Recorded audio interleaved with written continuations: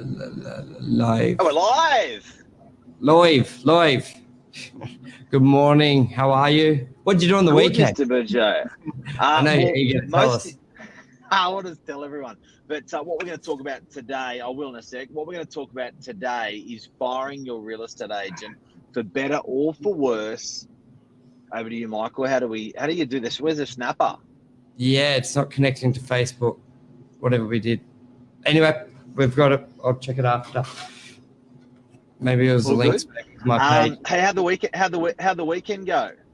Welcome to episode 284, Firing Your Real Estate Agent Morning Minutes with myself, Michael Bergio. Mark Novak. Weekend's good. Went for a walk to Manly Sunday. So yourself? How'd the spine go on the walk?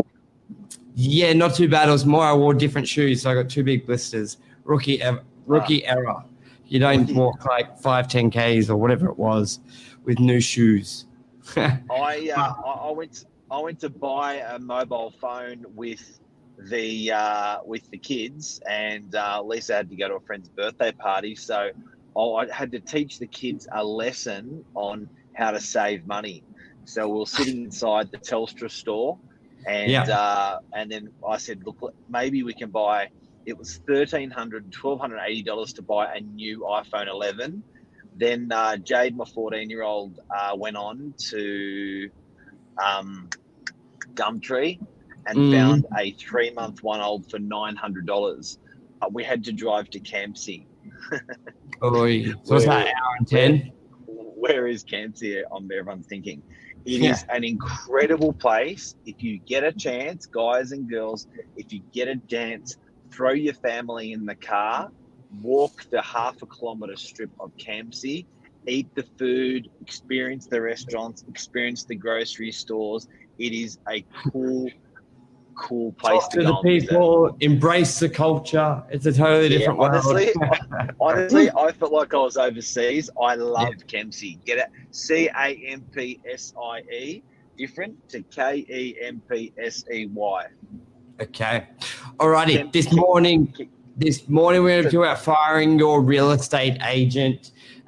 We touched on this with had Lisa on the show on Thursday morning, which was, we just sort of got into it, and it was just a great topic where there's so many ways to go. But I think a lot of people don't know the process, don't know when and how you can fire a real estate agent from residential rentals, sales, commercial leasing, and commercial sales. So that's what this episode's about. Mark, start us off in residential rentals.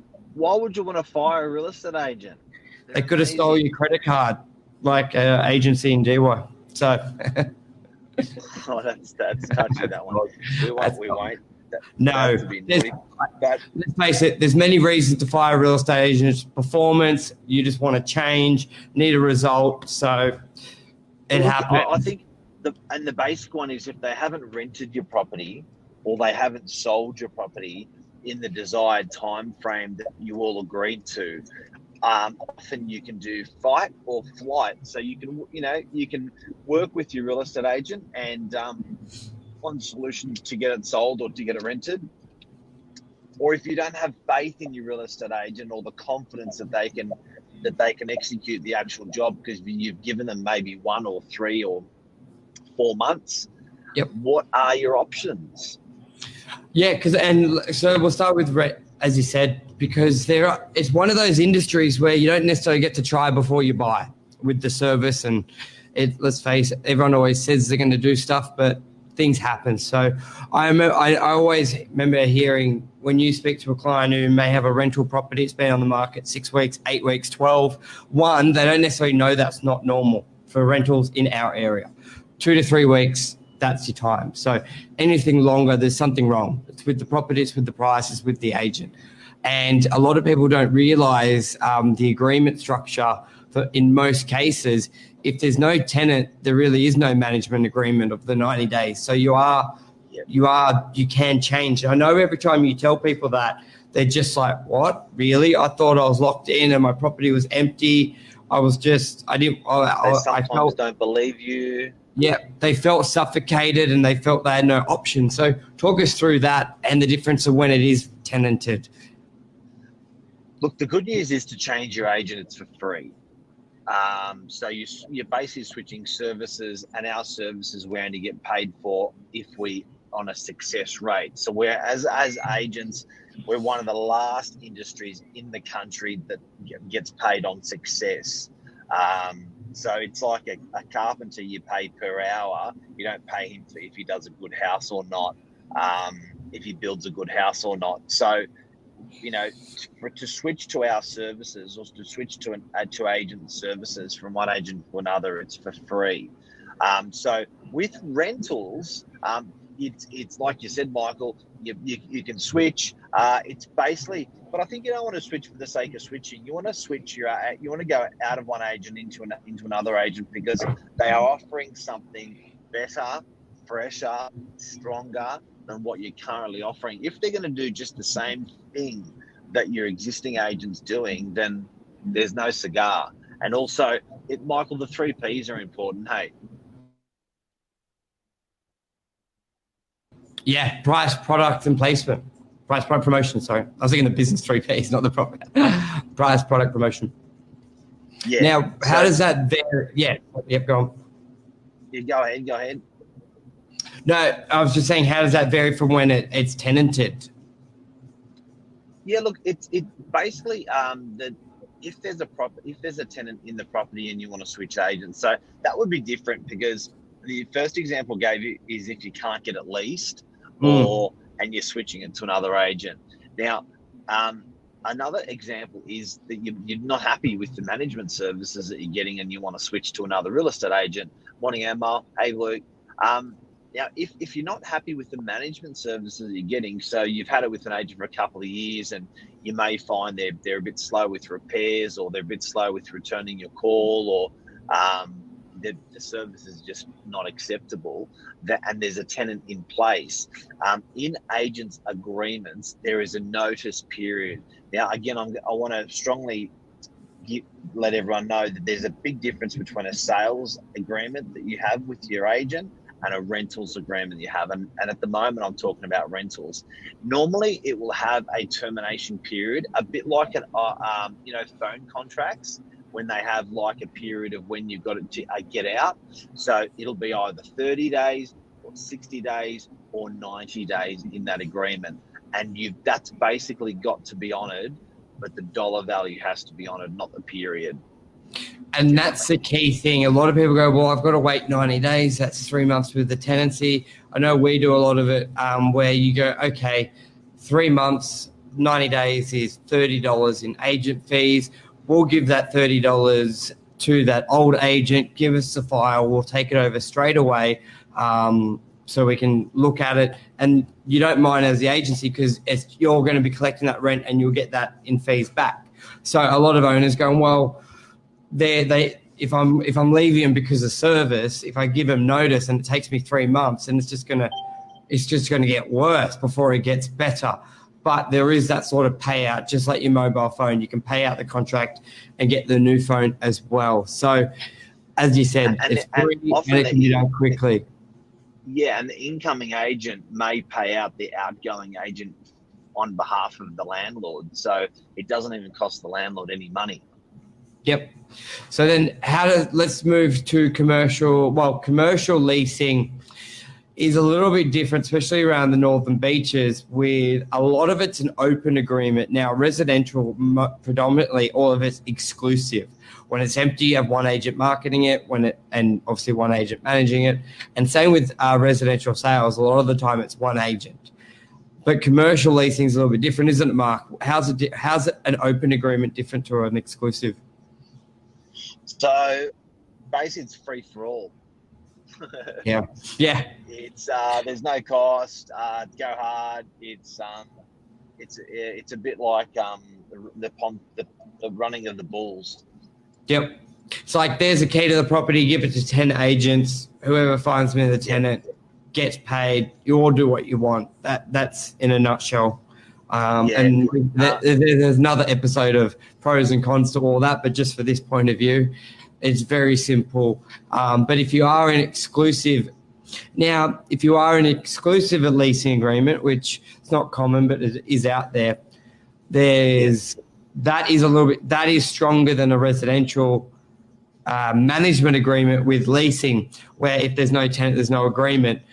Commercial leasing agreement is very similar to a sales agreement, which we'll get into soon. However, the one thing I say there is it's just if you lease it within that period. And a lot of the time an owner will say, you haven't done anything for 2 months, the agreement's for 3 months.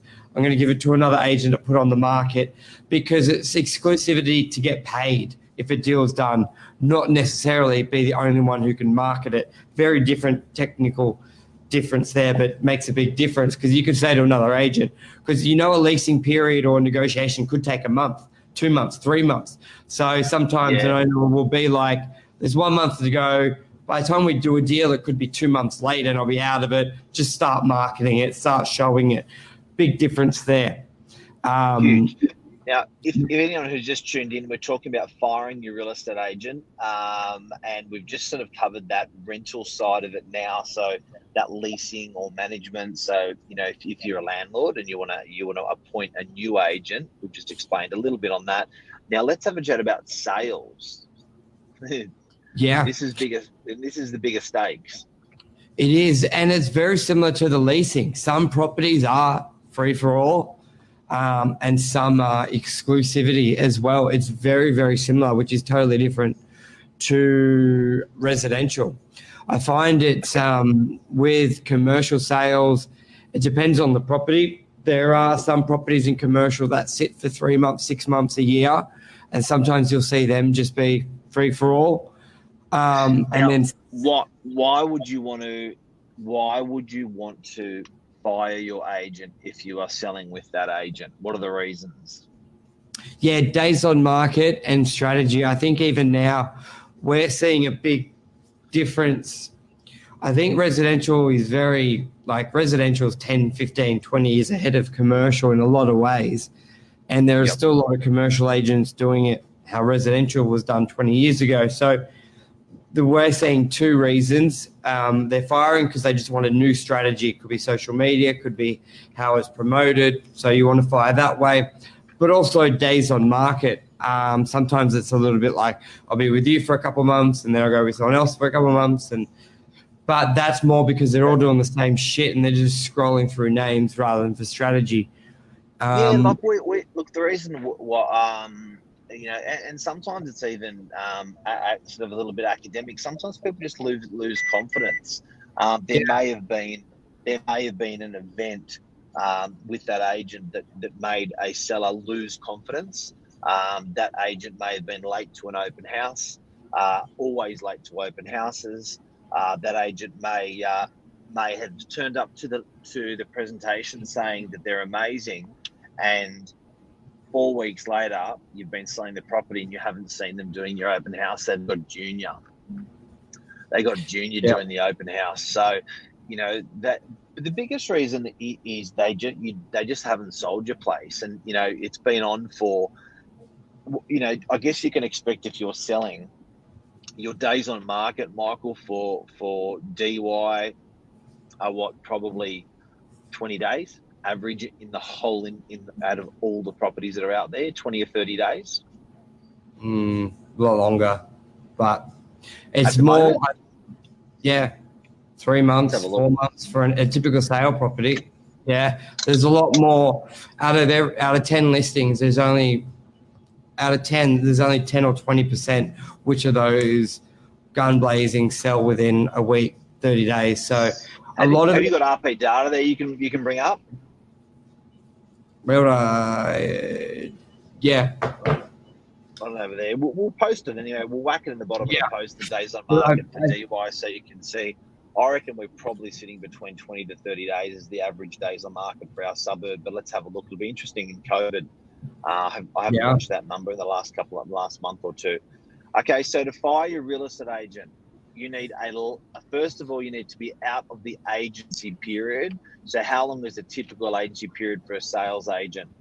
Yeah, 60 days, 90 days, 120 days. Say 90 days. 90 days. So if you are at the end of that 90 days or approaching that end of the 90 days, you start talking to your fresh kid on the block. Again, the reasons they wouldn't have sold is incorrect pricing, incorrect promotion, or incorrect presentation or product, the way the place is being presented. So they're the reasons. So you want to look, if you're appointing a new agent, you want to make sure they are getting those 3 Ps right. They're pricing your property correctly, the presentation's good of the marketing, and the presentation of the property. So you got to work collaboratively with your agent on that. And also a big thing as well is a lot of people get caught up of what they own and what they don't own when leaving as well. When it comes to photography, floor plans, all that type of material, a lot of the time you're paying for it as well. So I think a lot of people go, oh, I don't. And there are deals with the portals as well, because sometimes real commercial is expensive. It can be $3,000 to $4,000 to $5,000. So there are deals. Just looking for days on market. I don't know where it's at. I'll look it after. There are deals out there for the portal, so don't be too deterred. It's just a phone call away. The termination part of it, easy. But keep in mind, the termination, there's a difference between how long you like being on market and the agreement and marketing it. The agreement may be for 90 days, but it doesn't mean they get the opportunity to show your property and have it on the portals. You can say, remove all the ads. Yes, I'm in agreement. Whatever, but no more marketing, no more access. There is a different point stuff as well. And it's from when the day you sign the agreement, not when it started getting advertised. So it's as soon as you sign that agreement, the clock started, and then you can actually pull it off. People don't realise without penalty, you can pull it off the market at any time with an agreement. So if you sign today, it doesn't mean that the property, you can actually call the agent tomorrow and say, cease advertising, and they don't. Exactly. What else? Anmal said days of market can be skewed with cooling off periods. Absolutely. A lot of agents report getting under contract. Eventually it sells 10 business days later. That's right. So you got to watch the days of the market's a little bit skewed at the moment because it's not unconditional, means it's the sold's on the signboard. It's done, it's finite, no one's backing out of nothing. Conditional or on a cooling off period means that the purchaser's got time to do their research, and sometimes that's taking a long time. Used to take 5 business days, now it's almost like 10. But that's how you fire an agent. How good's that? But not us. I'm just still. No. It's pretty rare. Although I think if you, I think that we outbound wires getting fired. It doesn't really happen. But we take. I guess we onboard in rentals and sales. We onboard probably half a dozen properties a month that have been on the market. Actually, rentals a lot more. So rentals, I'd say we onboard probably between 5 and 10 of other agents' properties that are under management or not leased. And I'd say sales, we probably onboard probably 2 or maybe a month, or maybe 3 a month. We onboard from other agents not selling. You know what we haven't covered, Michael? It doesn't necessarily mean bad agent. Sometimes I think there's just not a relation. There's not a good exactly. Yes. chemistry between the seller and the buyer, or they may be at loggerheads a little bit all the time. So often I find it's not a battle of the personalities, but sometimes that you've got the ability to explain things to a seller so they understand, because you sort of think the same. So sometimes the seller just needs a better communicator. Because unlike residential, you're dealing with them a lot longer. So a lot can happen in 30 days, 1 month, 3 months, 6, 12 month shifts. So good point. Definitely. All right, everyone. We'll be back buddy. tomorrow morning. Thank you. Thank you, everyone. Love you. See you. Bye. Bye. Thanks, Mike. Bye.